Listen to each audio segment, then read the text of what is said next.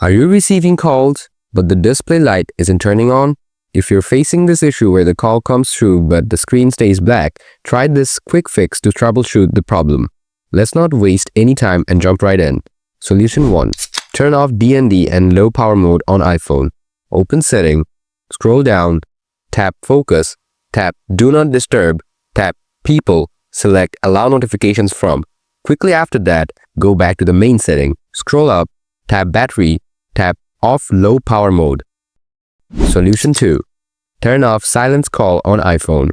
Open Setting, scroll down, tap App, scroll down, and find out Phone Apps. Tap on it, scroll down, tap Silence Unknown Callers, turn this off. Solution 3. Turn off Restrictions.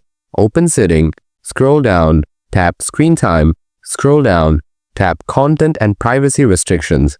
Now toggle this feature off. Solution 4. Give a Reset All setting. Open Setting, tap General, scroll down, tap Transfer and Reset iPhone, tap Reset, tap Reset All setting.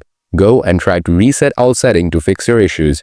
By following these steps, I'm confident your problem will be resolved. However, if you still have any questions or need more help, feel free to ask in the comments. Thanks for watching.